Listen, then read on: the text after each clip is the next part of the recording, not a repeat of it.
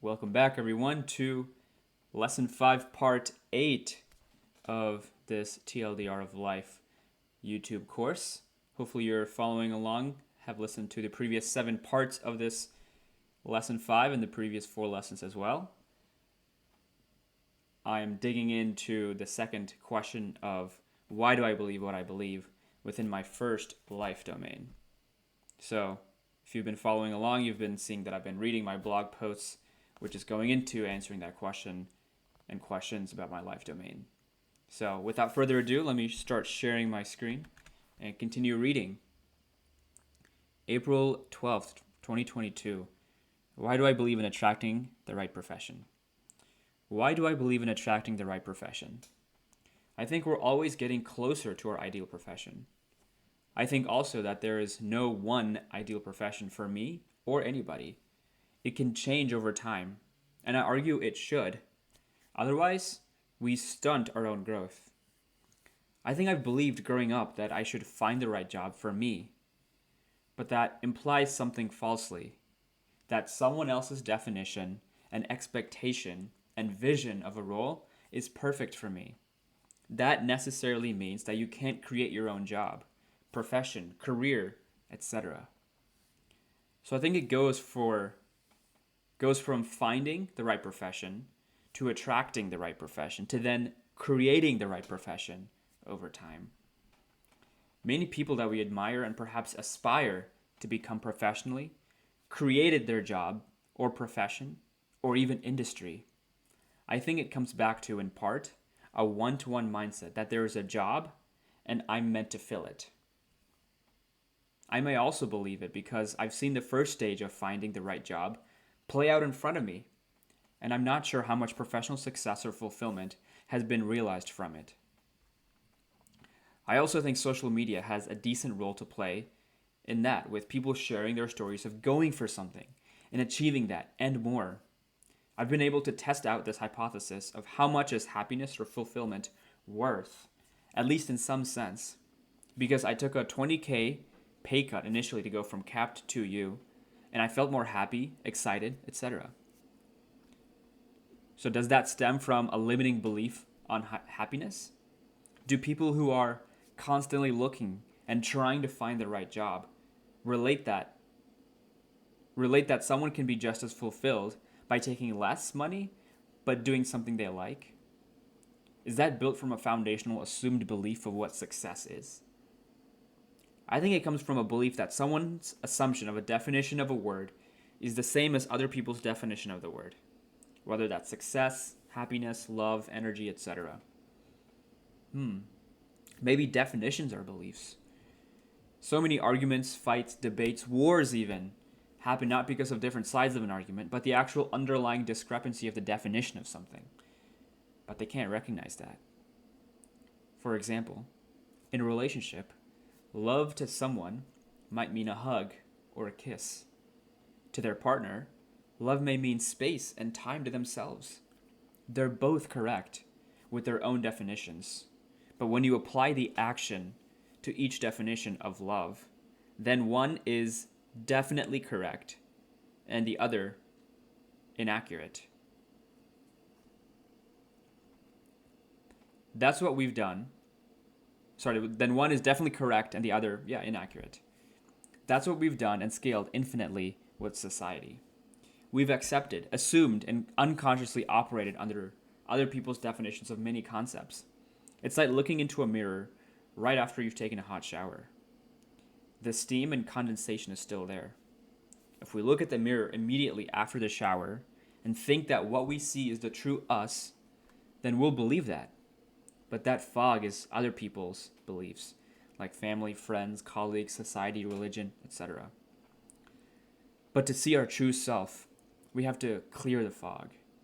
We're trying to see our true self in the mirror while the hot water is still running. But the fog won't go away if the water is still running. We then think that version that we saw as we exited the bathroom is us. But the only way to see our true self is to stop letting the hot water of our outside forces dictate the extent of clarity we have of ourselves. So when someone says they have a clear picture, maybe just think of this analogy. By understanding ourselves, even when we occasionally have that fog arise on the mirror, we can be patient enough to let it naturally clear away. Then continuing the analogy, when we try to rub away the fog with our hand or towel, it seems like we make things clear in the short term. But the next time we are in this position looking at the mirror, there are white marks on the mirror. So it becomes a bit less clear even when in a normal state. Repeat that many times and the mirror itself becomes something that you can't trust to show the actual reflection. Its one and only job. That distortion then becomes the subsequent reality. So when I said earlier that people who we aspire or admire create their profession, I think deeper than that is their level of clarity, belief, and definition of who they are. Their mirror is spotless. Or if it does become blemished in any way, they know exactly what and how to make it a pure reflection again. So why do I believe in creating the right profession? Because I have a strong conviction of the definition of who I am. Next blog post. Why do I believe that I will have a fork in the road in my career? April 16th, 2022. Why do I believe I will have a fork in the road in my career? So I've gained so much clarity what this fork in the road may be since the time I originally wrote this belief, but I believe it 3 to 5x stronger than I did before. In my mind, it's just a matter of time and when that happens and not if. I have more confidence in what I'm creating, which gives more confidence as to when those things may potentially happen. I must financially forecast for where I want to be, when, so I can make that a reality. Building and integrating systems is what I do best. And I think I can do that as a large source of my income in my life. It's not a competition, but I think I have potential to be one of the premier systems creators and integrators in the world. When someone thinks of systems, they think of me. Just like someone thinks of nonviolence and they think of Gandhi or MLK or Mandela, or athletes and think Ali or Jordan or Gretzky. I want that to be my legacy, among other things. I've built and am building more expertise on personal life OS. Next is a functional OS, like with marketing. Marketing just happens to be what my profession is in, but it could have been anything. Then it's an organizational setting, which is a combination of life and functional. Then it's as a small business helping other small businesses and solopreneurs. That combines life OS and organizational OS. So then what's next after that? Thinking years into the future. My trajectory has followed me doing a system on the side of my main thing. So I imagine while I'm doing the TLDR of Life coaching and consulting, I'll have my eye on the next thing while making what I do irrelevant, because I will have built such an optimized, integrated system that prints money, which is what I'm on the way to doing with marketing right now, at least the first part of that. The thing is, I'll get better and quicker at building systems in whatever context I'm interested in. Sports, government, design, spirituality, business, anything. All to make people think about less and less in the day-to-day that expends unnecessary energy, and to instead allocate that towards achieving and realizing their highest potential. I think we're operating at 30 to 40% of our peak performance at work. As a society, we're somewhere between a 20 to 30% probably, if that high even. When you raise that to a 50 to 60% even, that self-actualization becomes much more attainable and sustainable. A little side note here, entertain, contain, attain, sustain, maybe for skill acquisition. Just a side note there. But because it's not that humans are incapable of achieving self-realization, it's just systems have made that harder and harder to do.